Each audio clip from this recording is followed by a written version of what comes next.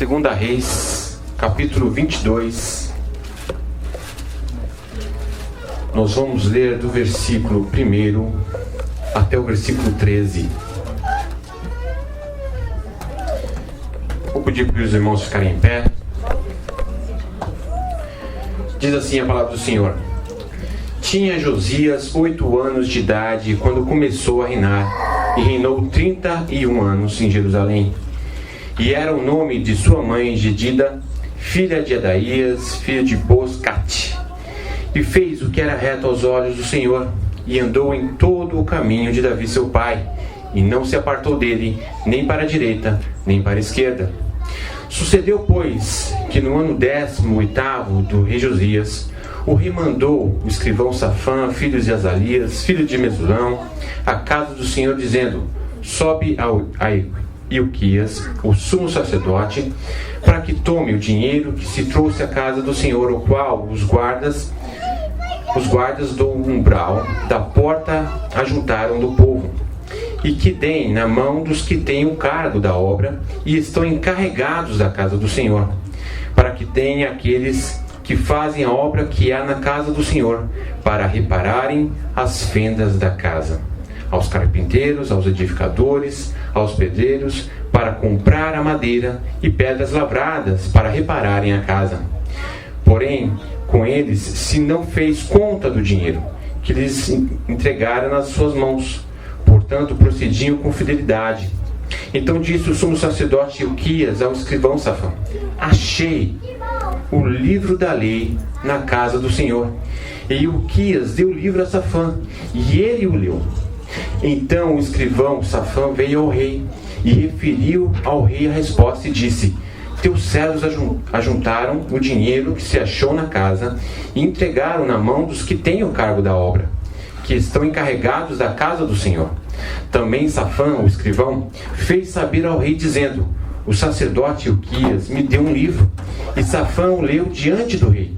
Sucedeu, pois, que, ouvindo o rei as palavras do livro da lei, rasgou as suas vestes.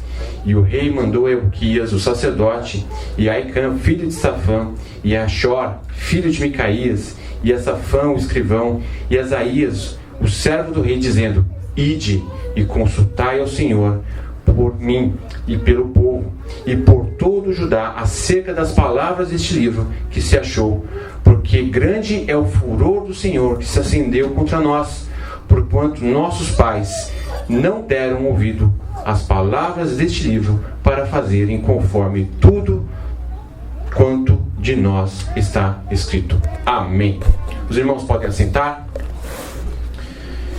Meus queridos, eu tinha uma outra mensagem para esta igreja, e durante a oração Deus me trouxe essa palavra no coração para dividir com os irmãos. E o texto é longo, existe uma riqueza enorme nesse texto, porque Deus está trabalhando com cenários diferentes. Aqui o momento de Israel é o momento em que o Israel se encontra numa época muito difícil, quando o povo conquista a terra, se estabelece o reino de Israel. Mas à medida que o povo se estabelece na terra, o povo se sente confortável.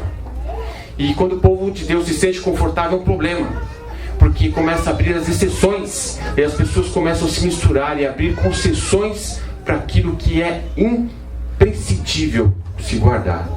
E à medida que o tempo vai passando, e então o colapso acontece.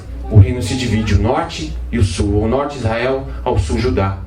E daí em diante a corrupção adentrou devagar e foi permeando, e a tal ponto que o pai de Josias era um homem que reinou 2 anos. Amon foi um homem cruel, todos eles com uma diversificação de ídolos, e se prostravam diante de outros ídolos de outros povos. E a corrupção entrou totalmente, em Judá e Israel também.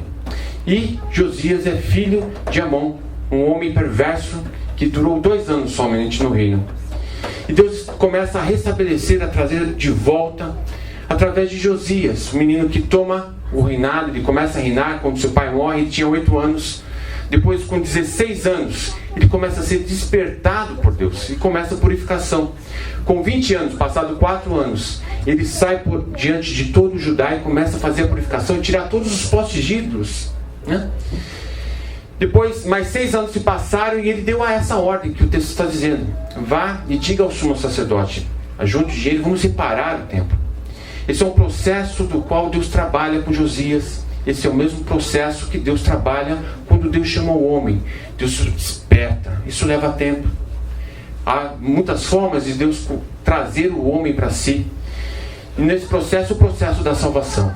O processo onde você é chamado por Deus. Então Deus desperta você. Você não entende muitas coisas e Deus vai trabalhando com você. E à medida que Deus vai trabalhando com você, você vai vendo que existem misturas com outras pessoas. Você se identifica com o mundo, você gosta do mundo. Então Deus começa a derrubar ídolo a ídolo no seu coração. Mas nesse processo, Deus está levando Josias para uma direção. E então ele repara a sua vida e no crescimento com Deus, ele repara que o templo precisa ser arrumado. E o templo, o pastor falou aqui antes, se refere ao nosso coração, se refere à nossa mente, ao nosso altar que é dentro, onde pessoas não veem, mas o Senhor sonda os corações. O Senhor conhece o que está lá dentro. E é ali que Deus vai trazer você e a mim para que esse templo seja restaurado na presença de Deus.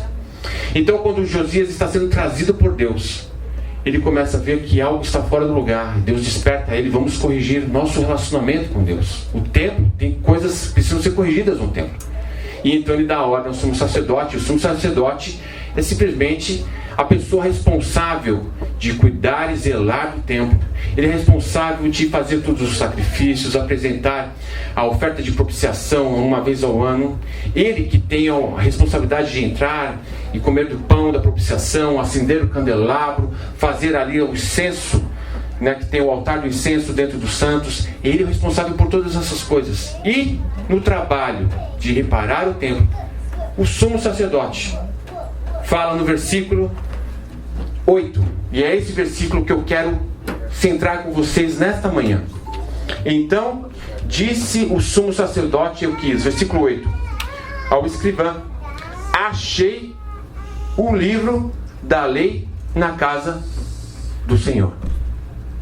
E Elquias deu o livro a Safã, e ele o leu. A mensagem está centrada nesse versículo. Agora eu queria chamar a atenção de vocês para o seguinte: o templo era o sinal mais glorioso do reinado de Deus, porque simbolizava a presença de Deus no meio do povo. A glória de Deus estava estabelecida com o povo por meio, primeiro antes do tabernáculo, e depois por meio do templo, que Salomão teve o encargo de construir. O templo demorou 7 anos para ser construído, e quando terminou foram 14 dias de festas. Salomão fez aquela oração de petição ao Senhor, porque o templo representava a majestade de Deus no meio do povo. Era a diferença do povo de Deus para outros povos, era que Deus estava no meio do seu povo.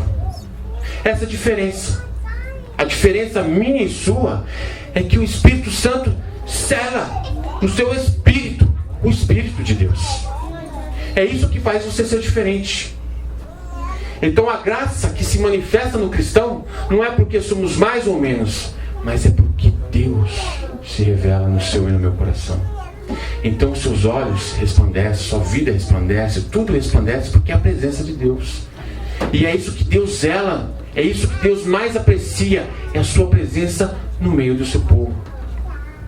Então, tudo que está em volta ao templo é santo, é consagrado, é separado, porque dali Deus ordena a bênção. Ali que o sacerdote vem a rogar a bênção do perdão anualmente.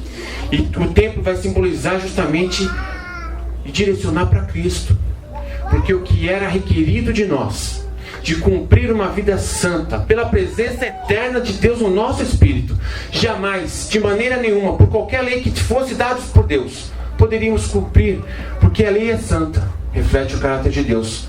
Mas eu e você, decaídos, jamais poderíamos viver a lei plenamente. Então Cristo vem para esse propósito, para cumprir a lei plenamente.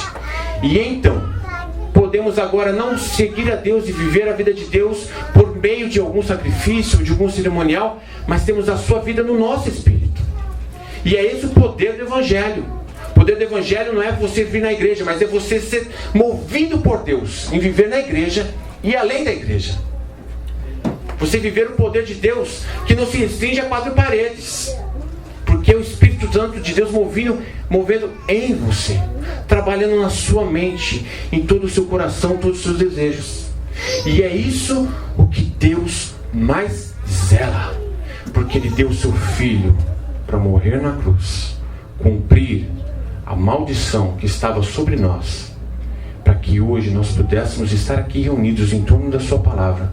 Podemos louvar e engrandecer o seu santo nome, podemos orar e Ele nos escuta, e os seus olhos estão sobre eu e você.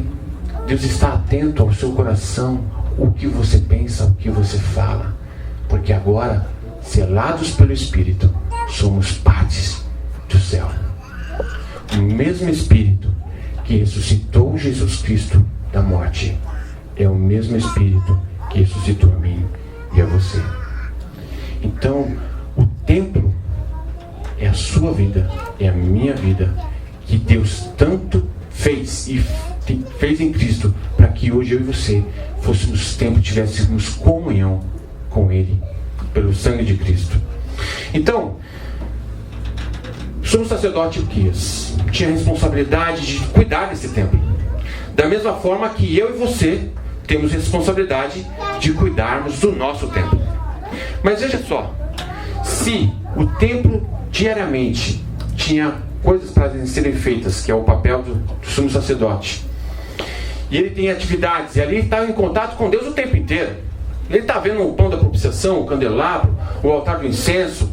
Ele está ali no dia a dia, e de repente, quando mandam arrumar o templo, o sumo sacerdote acha o livro da lei. Eu pergunto para você, como que o sumo sacerdote, que está sempre no templo, ele achou algo que deveria ter a maior evidência, que é a palavra de Deus? Como que um sacerdote, que diariamente com responsabilidades diante de Deus, ele simplesmente deixa a palavra ser esquecida no templo? Como isso pode acontecer? Como que isso pode de fato acontecer? E quando ele acha Ilquias, pode reparar aqui no versículo, que ele não se dá ao trabalho nem de ler o livro da lei. Ele dá ao escrivão que foi falar com ele. Fala, o escrivão leu, Safã leu, e quando o escrivão leu, ele ficou aterrorizado. Ele foi impactado por aquilo que estava escrito. Por que ele fica impactado? Porque a palavra de Deus reflete o céu. Mente nenhuma, homem nenhum tem uma mente para alcançar a mente de Deus. Mas o Espírito de Deus que foi colocado em você e em mim, fala em Coríntios que nós recebemos a mente de Cristo, para que este livro não estivesse selado diante dos nossos olhos, porque esse é um livro espiritual. Se você ler ele simplesmente com a razão, aí você vai ver as tantas religiões que uns defendem isso, aquilo outro, mas não transformam o coração do homem, não levam a Cristo e muito menos levam a Deus. Levam para muitos lugares, falam da Bíblia, pregam a Bíblia, ensinam a Bíblia, mas não têm a vida transformada a tal ponto que as pessoas olhem e vejam nelas Cristo. Palavra de Cristo, mente de Cristo, sentimento de Cristo, o amor de Deus. Essa palavra é o poder de Deus. Essa palavra revela a mente de Deus, os propósitos de Deus. O eterno está aqui neste livro. E por que Deus deixou um livro? Para que ele fosse lido. Não deixou o livro para servir de um enfeite no templo. Mas Euquias se esqueceu do cerne que move a igreja. Esqueceu as palavras de Deus. Eu queria trabalhar com vocês, vendo a palavra, por que um sacerdote se esquece da palavra? Como que isso acontece? Que processo é esse? Vamos para Deuteronômio, capítulo 4, e responder essa pergunta. Porque a própria palavra nos ensina. Mas é necessário tempo, dedicação. A palavra em Deuteronômio, capítulo 4 e versículo 9, diz assim: tão somente guarda-te a ti mesmo, e guarda bem a tua alma, que não te esqueças daquelas coisas que os teus olhos têm visto, e se não apartem o teu coração todos os dias da tua vida, e farás saber a teus filhos e aos filhos dos teus filhos. Aqui é a instrução da própria lei, falando a respeito de como que o homem cresce na presença de Deus. Existem praticamente 3 pontos fundamentais na obediência a Deus. A primeira delas é ouvir. A segunda é o que fala esse versículo, guardar. E a terceira, praticar. Então não adianta eu ser somente ouvinte se eu não praticar. Você tem que ouvir e praticar. Mas no meio do caminho existe outra palavrinha especial, guardar. Vou usar uma figura aqui. Imagine que a gente vai limpar uma casa. A gente limpa a casa, vai lá, faz aquela arrumação. Mas passou 1, 2 dias, novamente a casa está desarrumada. É criança, é leite, é vento, é poeira, e a casa começa a voltar novamente e ficar suja. Então, de a priori, a gente se sente forte, vai lá e limpa, joga água, sabão, limpa aquele cheiro gostoso, fica a casa limpa. Mas vai passando o tempo e a casa fica suja de novo. E aí, o difícil é quando um arruma, e as mulheres vão confirmar o que eu estou dizendo, elas vão, arrumam, limpam, e vem o homem, vem a criança, e é um trabalhando e o outro sujando. Meu Deus do céu, que dificuldade. E a nossa vida é assim. A dificuldade que nós temos é de guardar. Porque em algum momento, o trabalho de Deus foi feito no seu coração do chamamento. Ele chamou você. Ele vai e te busca. Ele se revela para você da mesma forma como ele se apresentou para a mulher samaritana. Ele vai lá e tem um encontro com você. E esse encontro é tão marcante que todos os postes ídolos, aquilo que você se prendia ao mundo, você simplesmente se desvincula de todos eles. Por quê? Porque é o poder de Deus. Porque é o poder do Evangelho. Transforma homens. Nada pode fazer isso. Ciência, pastor, igreja, seja quem for, nada muda o coração. Nem eu e nem você mesmo mudamos o nosso próprio coração. Mas o poder do Evangelho muda, transforma, impacta a nossa vida, de tal forma que a paz de Deus é instaurada no nosso espírito, pelo perdão que recebemos, porque entendemos que somos miseráveis e estamos para o inferno debaixo da ira. Mas Cristo derrama o seu sangue e nos chama e nos perdoa, para restabelecermos a comunhão com Deus. Aleluia. E recebermos o seu Santo Espírito. Esse é o ouvir a voz de Deus. Aí você quer estar na igreja, aí você quer corrigir as coisas da sua vida, você está buscando, aí você começa a ler a palavra, porque esse é o desejo que Deus vai mover no coração do crente. Não é outro caminho, é esse. Só que o guardar, e esse guardar está na minha e na sua responsabilidade, porque é uma guerra intensa. Porque o que mais vamos passar diante da nossa vida com Deus são situações que vão propor que você pare, que você abra concessões, que você fala assim, mas sabe, não é bem assim, sabe, o povo fala que não pode, mas a Bíblia fala que não pode, mas veja bem, todo mundo está fazendo, outras igrejas estão fazendo. Começa a misturar pensamentos mundanos, práticas mundanas dentro da vida com Deus. E isso começa pequeno, começa de uma forma que eu e você não nos damos conta. Isso é um pequeno desvio, uma pequena concessão. Aí você esquece a atenção da palavra de Deus. Aí você esquece a dedicação e o fervor na oração.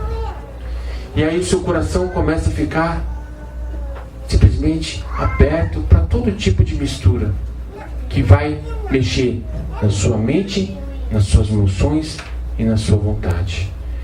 E é exatamente isso que significa guardar. Porque voltando ao versículo, tão somente guarda o quê? A ti mesmo. Irmãos, é uma batalha imensa. A primeira batalha que nós enfrentamos, às vezes a gente fala do diabo, da sociedade, do mundo, temos uma opressão violenta, é terrível. Mas a maior batalha que nós temos é eu e você mesmo, é a nossa alma. Por isso que ele fala aqui no versículo, guarda bem a tua alma. Por quê? A alma, irmãos, é a nossa parte humana. Nossa parte humana que vai falar assim, mas hoje, veja bem, eu quero algo diferente, eu quero algo novo. A alma é insatisfeita, a alma, ela vai olhar para as coisas de Deus e ela vai aborrecer as coisas de Deus. O homem natural é como vai falar em Romanos capítulo 7. Que com o meu espírito eu tenho prazer de buscar as coisas de Deus, mas eu não consigo realizar. Porque então eu sei que opera em mim outra lei no meu corpo, que é da alma, a lei do pecado. E essa me faz fazer aquilo que eu não quero fazer. Aí você, no seu coração, você sente o desejo de buscar a Deus. E a sua alma, ela vai te levar para outra direção. E fica essa luta. Só o cristão passa por essa luta. Esse é um sinal da evidência que você é de Deus ou não. Porque quando você não é de Deus, você peca e você nem sente, não sente nada. O Espírito Santo não comunica que você está errado. Mas quando você é de Deus, quando você é de Cristo, você peca, o Espírito Santo comunica no seu espírito. Você errou. E Deus fala uma vez, fala duas, fala três. Mas aí você, mas não tem problema. Você vai deixando de ouvir a voz do Espírito Santo. E por isso que a Bíblia vai falar assim, não entristeçais o Espírito Santo de Deus. Aleluia. Jesus. Porque ele vai falando, vai chegar uma hora que ele vai parar de falar. E aí quando você vai se esquecendo pontualmente, passo a passo, e as coisas de Deus vão ficando chatas, difíceis, pesadas. Ler a Bíblia é difícil, ir na igreja é difícil, perdoar é difícil. Tudo que é de Deus é difícil. Por quê? Porque a chama do ardor do Espírito no cristão está apagado. Quando que viver com Deus é viver no jardim. Servir a Deus é viver no jardim. É ter um encontro com Deus. É ler a sua palavra e Ele falar com você. É você orar e Ele responder. Viver com Deus é exatamente ter a liberdade do Espírito Santo de poder viver uma vida livre. Livre do que, irmãos? Do pecado. Mas para lidar com o pecado você tem que ter poder. Poder do quê? Do Espírito Santo e da palavra. Esse é o poder. Porque a todos quanto creram foi-lhes dado poder. Poder do quê? De dominar sua própria vida em santidade, em consagração a Deus. Aleluia. Esse é o poder do Evangelho. Esse é o poder do Evangelho. Viver para Deus. E viver para Deus é maravilhoso. Mas quando vocês têm comunhão com Deus, uma palavra com o Espírito Santo, orar é bom, ler a Bíblia é bom, buscar a Deus é bom, pregar o Evangelho é bom. Deus, você não vê a porta para pregar Jesus, você ora, Deus abre oportunidade. Deus abre oportunidade. Aí você vai, fala uma vez e faz duas, e você prega, malemar você pregou, o Espírito Santo é que salva, aleluia. Então você tem liberdade de pregar livremente o Evangelho. Mas ele olhou feio, ele não quis, porque eu posso isso, e tá difícil. Não, é Deus que faz a obra. Aleluia. Jesus. Nós somos um canal. Glória a Deus. E Deus vai dando a oportunidade, o privilégio para nós de participarmos do seu reino, de fazer aquilo que Jesus falou que faríamos. E vós fareis obras maiores do que eu faço. Que obras é essa? É a conversão de almas. Que não está nas nossas mãos converter ninguém. Está na nossa responsabilidade pregar o Evangelho. Mas ver as vidas sendo transformadas é o maior privilégio que um homem pode ter. Porque é um reflexo da transformação que Deus já está operando na sua e na minha vida.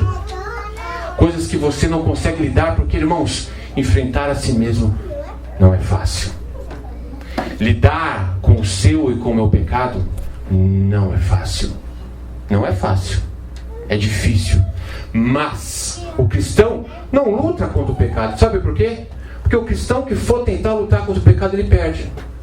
É a mesma coisa tentar argumentar contra as setas do diabo na sua mente. Ele já está aqui, ó. Tem argumento para tirar e pôr e colocar você no bolso. O cristão não luta e fica buscando, como se fosse um peso, eu tenho que ser santo. Aí é difícil mesmo. O cristão, quando ele volta para a palavra, ele vai para o jardim. Ele fala: Senhor, eu não consigo. Senhor, fala comigo. Senhor, abre os meus olhos que eu veja as maravilhas da sua lei. Senhor, me dá força. Aí você vai lá ler em Isaías 42. Não temas, fui eu que te escolhi. Eu sou contigo. Aleluia. Eu te fortaleço. Amém, Jesus. Eu te ajudo. Aleluia. E eu te sustento. Aleluia. Aí você vira um gigante. Mas que gigante é esse? Para dobrar o joelho, para buscar a palavra, para voltar para a comunhão com Deus. Aí, perseguirá 1000. Um perseguirá 5.000 e 2 a 10.000. Então a igreja é o poder de Deus na comunhão que temos com Ele e com a sua palavra. Então guardar e viver com Deus não é uma dificuldade. Quando eu e você temos claramente o objetivo para o qual fomos chamados, tem que estar claro: minha vida é um templo com Deus, e o meu templo precisa estar cheio da palavra. Glória a Deus, aleluia.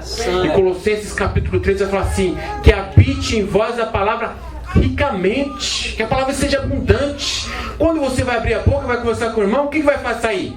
Irmão, estava lendo lá Timóteo. Irmão, estava lendo Jeremias. Poxa, eu não entendi. Você vai falar o quê? De Deus. Você vai falar com o ímpio, ele vai. As pessoas procuram em nós uma resposta. E eu e você temos a responsabilidade de termos uma resposta para o mundo. Quando nós estivermos na palavra, você pode ter certeza que mesmo que você não souber, Deus te dá na hora. Mas a regra não é essa. A regra é que você esteja cheio da palavra. Aleluia. Porque o Espírito Santo vai agir através da palavra. E quando você não tiver, na exceção, aí ele revela. Ele traz algo excepcional. Como muitas vezes os cristãos têm essa experiência de saber: olha, eu respondi aquela pergunta, mas foi por Deus, nem eu sabia, até eu aprendi. É assim que age, é assim que o Senhor age. Então, irmãos, Ilquias, ele, nesse processo todo da transformação que Deus está trabalhando com Josias, era ele o responsável de ir ao rei ensinar. Era ele que tinha que falar assim: olha, Josias, está escrito aqui em Deuteronômio que o rei tem que ter uma lei só para você. Você tem que ler todos os dias para você entender que você é servo. Você está na posição de rei, mas você é servo. Ele que tinha que fazer a diferença. Ele era o sacerdote. Ele que tinha que achar, ele que achou o livro, era ele que tinha que ler primeiro e não passar para Safã. Mas o pecado vai nos neutralizando de tal forma e nos torna completamente insensíveis à palavra de Deus. Aí a gente vai lidando com as coisas de Deus como se não tivesse nenhum valor. E o que acontece quando isso acontece? Acontece que Deus não se deixa escarnecer. Aquilo que o homem fizer, isso ele vai colher. Isso é para mim e para você, mesmo estando em Cristo. Depois de sermos salvos em Cristo, nós não estamos mais debaixo da ira, da condenação do inferno, mas nós temos uma responsabilidade para com Deus. Se nós plantarmos na carne, colherá ventania. Irmãos, quanto a igreja tem sofrido? Porque tem plantado na carne. Vem na igreja sem responsabilidade, leva uma vida aquém da palavra. E a vida vira um vendaval. Você chega na casa da pessoa, a pessoa começa a contar, é um vendaval, é de uma dificuldade. Porque é carne. O fruto da carne é carne. Ele foi chamado para viver com Deus, para andar com Deus, para ter testemunho com Deus, vida, novidade de vida. E a vida dele é uma bagunça. Ele não consegue falar da palavra de Deus, ele não ora. O que o irmão falou aqui, vamos chamar para fazer um culto na casa, não dá. Não dá. Por quê? Porque a vida está um vendaval. Um vendaval. Mas o cristão não foi chamado para viver um vendaval. Foi chamado para ser um príncipe. Você é um príncipe. Imagine que o Espírito Santo de Deus, a terceira pessoa da Trindade, habita em você. Você não é um mané. Você não é um brasileiro aqui que está por acaso aqui, que as pessoas podem até olhar para você e falar assim, mas é um mané. Pouco importa o que as pessoas acham. O que importa é o que Deus acha de você. Aleluia! E ele olha para você e fala assim, você é meu filho amado. Segunda parte do versículo, quando ele fala para Jesus, eis aqui meu filho amado, em quem me comprazo. A questão é o seguinte, Deus se compraz da sua vida. Deus olha para você e fala assim, como ele falou para Daniel, Daniel, homem muito amado. Que amor é esse? Que prazer é esse? É o homem que anda com Deus, que tem zelo pela palavra de Deus, que não se esquece das coisas de Deus, ele se dedica na palavra. Esse é o homem que Deus tem prazer. Esse é o homem que Deus ama. Por quê? Está próximo de Deus. Deus quer trazer você para próximo dele. Deus quer falar com você na sua palavra. E sabe esse probleminha aí que você fala, que você fica preocupado? O tal do Beer, né? O tal do Bill, que fica correndo atrás de você quando você sai porta fora, que você tem que cumprir no final do mês. Ou seja, qualquer outro problema, que as pessoas tanto vivem em função de problema. Irmãos, isso não significará nada quando você faz que nem o salmista. Eleva os meus olhos, de onde me virá o socorro? Todo mundo está assim, meu Deus do céu, eu quero a minha bênção. Não, a minha bênção vem do Senhor que fez os céus e a terra.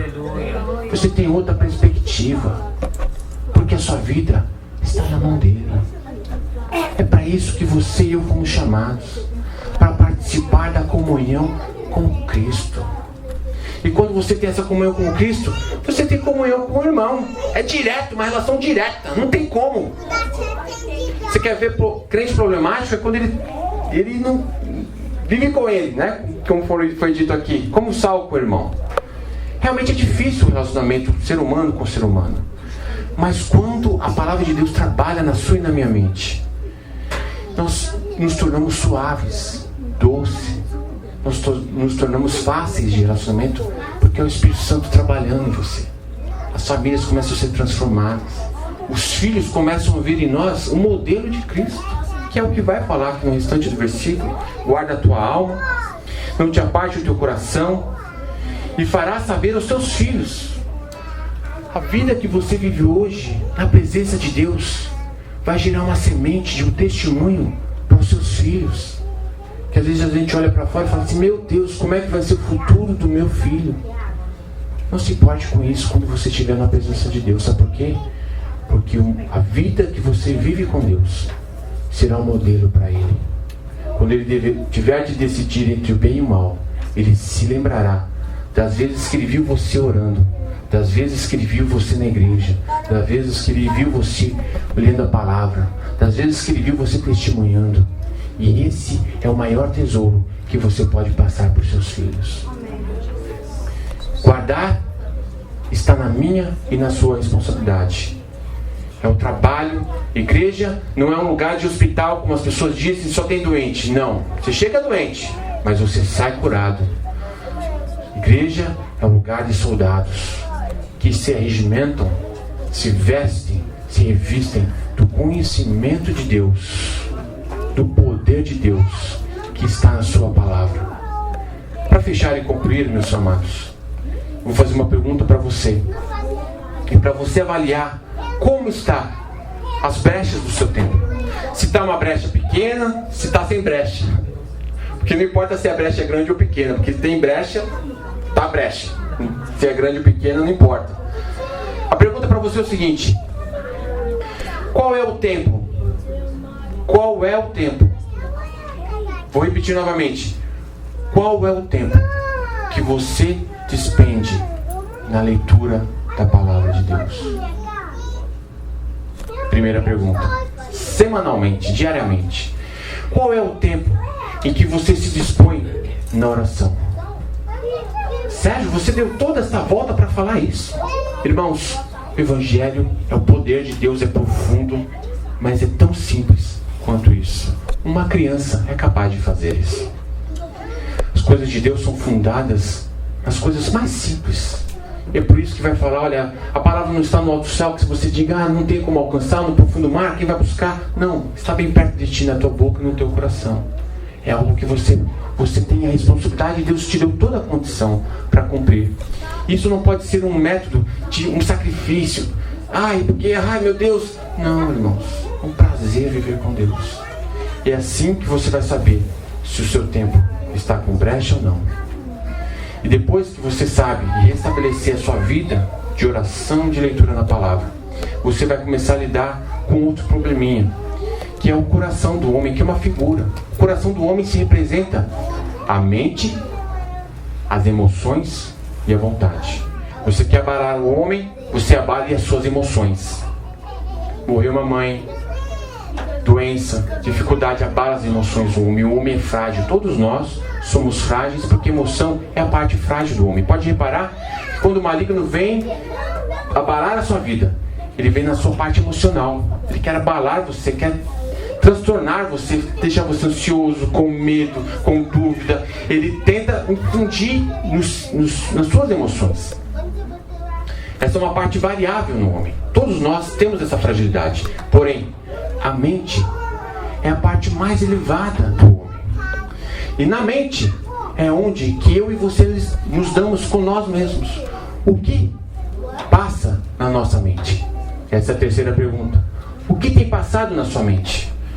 Aí eu vou te responder. Se você tem pensado na Bíblia, meditado na Bíblia, você está corrigindo, trabalhando e crescendo no conhecimento de Deus e no relacionamento com Deus. Agora, se você não pensa, se você não tem um versículo que você está meditando, se você não tem na sua mente passagens que você está pensando, ponderando e se perguntando com Deus, Deus, por que isso? Por que, como que o Senhor revelou isso na sua palavra?